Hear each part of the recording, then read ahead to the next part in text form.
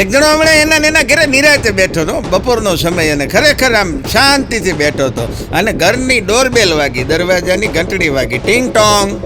એટલે ઓલા આમ સફાળો આમ ઊભો થઈ ગયો, આમ ઘા જઈને દરવાજો ખોલ્યો તો બહાર એક જણો ઊભો તો એ કે સાહેબ 2-3 દીથી કાંઈ ખાધું નથી, 5-10 રૂપિયાની મદદ કરો. બોલો કે 5-10 નહીં, તને 50-100ની મદદ કરી દે. પણ પહેલાં એ કે આ ઘંટડી તે વગાડી કેવી રીતે, કારણ કે 2 મહિનાથી બંધ છે. એટલે ઓલાએ કીધું કે ના, એ ઘંટડી મેં વગાડી જ નથી. તો એ ઠેલી કાઢી કે હું તો ઘંટડી ભેગી લઈને આવ્યો તો. આમાં હું કે સાહેબ કોકના ઘરે ઘંટડી વાગે ન વાગે, કોકની બગડી ગયેલી હોય આ એટલે હું ભેગી જ રાખું. કે 200-250 રૂપિયામાં આપણે શું કે લે. આવા સોર નીકળ્યા. બોલો ભાઈ, હાલ ક્યાં ભોગવું? ભાઈને પૂછ્યું તું કે તમારી આવકનું સાધન શું? ઓલા ભાઈ પૂછ્યું બીજાએ, એ કે તમારી આવકનું સાધન શું? ઓલો કે તબલા. હા, એ કે તબલા. હા, એ કે તબલા વગાડું છું. એ કે પણ મેં તમને ક્યારેય તબલા વગાડતા તો જોયા નથી. કે નો જોયો હોય ને, નો વગાડવાના સોસાયટીવાળા મહિને 10,000 આપે. એ કે તું વગાડતો નહીં, પૈસા લઈ જાય. કેવા વગાડતો હોય છે બોલો એ. હા, પણ પતિ પત્ની બેઠા હતા, એમાં પતિ ઉદાસ બેઠો હતો. એટલે એની પત્ની બહુ આમ હોશિયાર હતી. કે કેમ તમારું મોઢું પડી ગયું છે, શું તકલીફ છે? એ કે એટલે ઓલાએ કીધું કે આપણા લગ્નને ઘણા વર્ષ થઈ ગયા છે. એ કે હા, આપણા લગ્નને ઘણા વર્ષ થઈ ગયા છે, આપણા ઘરે સંતાન નથી, શેર માટીની ખોટ છે. મારી હારે જે મારા મિત્રો બધા હતા એના બધાના લગ્ન થયા, એના ઘરે કેવા કે છોકરા બધા દોડા દોડી કરે છે. કે એટલે એ વાતની મને જરાક દુઃખ છે. એ કે આપણે સંતાન નથી. એની પત્નીએ કીધું કે એમાં મૂંઝાવાનું ન હોય. એ કે જો મારી વાત સાંભળો, એમ કરીને બાજુમાં બેસી ગઈ. એ કે તમે રાત્રે સૂઈ જાઓ તો તમને એ કે પછી મચ્છર કરડે? તો બોલો કે હા, મચ્છર કરડે. એ કે મચ્છર કરડે તો એ મચ્છર તમારું લોહી પીવે? એ કે લોહી જ પીવે ને મચ્છર તો. એ કે તો એ તમારું જ લોહી છે ને. પછી એ મચ્છર બહાર જાય, પછી બહાર જઈને પાછા એ ઈંડા મૂકે, એમાંથી બીજા બચ્ચા જન્મે, તો સાયન્ટિફિકલી એ બધા તમારા જ બાળકો કહેવાય. તમારું જ લોહી ને મૂળ તો. એ કે લો, બીજાના તો એ કે તમારે ખુશ થવું જોઈએ. બીજાના બાળકો તો દોડાદોડી કરે, તમારા તો ઉડા ઉડ કરે. આમ સમજાવી દીધું.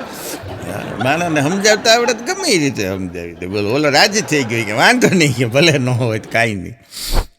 પણ ગરમી સાહેબ ઉનાળામાં એવી પડે છે, માજા મૂકે. દર વર્ષે ગરમીનો પ્રકોપ વધતો જાય. એટલી બધી ગરમી પડે, એટલી બધી ગરમી પડે છે કે ડિગ્રી ઉપર ડિગ્રી વધતી જાય. ખબર નહીં ક્યાં ભણવા જતી હશે. એટલી બધી ડિગ્રી વધી જાય. હા, ઉનાળામાં તો એક જગ્યાએ સુલભ શૌચાલયના ટાંકામાં એક ભાઈને બરફની પાટ નાખતા જોઈએ. બોલો, નથી પૂન કમાવાના કાંઈ અનેક રસ્તા છે સાહેબ. હા, તમારે કરવું હોય તો. કામે ક્યાં ના કહી છે જો તમારે કરવું હોય તો, ને બુદ્ધિએ ક્યાં ના કહી છે જો તમારે અનુસરવું હોય તો. આવી રીતે પૂન કમાઈ શકાય એમ ટૂંકમાં. હા, પણ ગુજરાતની અંદર કોઈ પણ બીમારી હોય તો એનો રામબાણ ઈલાજ એક જ છે. શું ખબર? તરત કે ઘડીક હોઈ જાય, હમણાં સારું થઈ જાય. એટલે ગમે એને ગમે એવી તકલીફ હોય એમ કે ઘડીક હોઈ જાય, સારું થઈ જાય. અને એટલે હોઈ જાય પછી થોડુંક સારું લાગે. અમુક રોગના નામ જ નથી, ડૉક્ટરો ગોથે ચડી જાય કે આ અમારે ક્યાંય ભણવામાં જ ન થાય. હા, નથી ઘણા કે ડૉક્ટર પાસે જઈને શું થાય? એ કે સાહેબ જીવ શું થાય છે.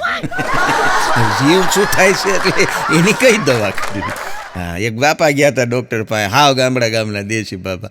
એ ડૉક્ટરને જઈને કીધું આવો બાપા બેહો. શું થાય છે? એમ બાપા કે મને ઓહોક થાય. ઓહોક, અસુખ એટલે સારું નથી લાગતું. પણ હવે આવું તો ક્યાંય બીમારી ભણવામાં આવી જ ન હોય ડૉક્ટરોને. અને એમાં જે અટાણે તો રશિયા ને ચાઇના ને ન્યાય MBBS કરીને આવે એ તો ગોટે જ ચડે. એ કે આવું ક્યાંય નથી આવ્યું એમ. હા, પણ છતાંય અઘરું છે. આશીર જીવનમાં મળી જાય દ્રષ્ટિ હોય તો ગમે અહીંયાથી. અને ગુજરાતી છે એ તો ક્યાંય પાછા પડતા જ નથી. ગુજરાતી માણસોનો એક જબરજસ્ત ટેલેન્ટ તો જોવા જેવું છે.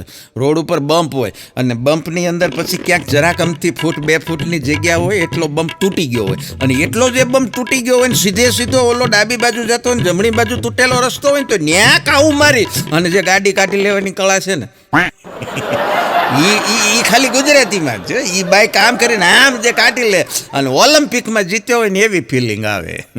અને એમાંય પાછી જો રસ્તામાં કોઈ ભગવાનની દેરી આવે, મંદિર આવે એટલે તરત ત્યાં ઊભુંય નહીં રહેવાનું, ધીમુંય નહીં પડવાનું, ચાલુ હોર્ન મારતો જવાનો ટેટેટ.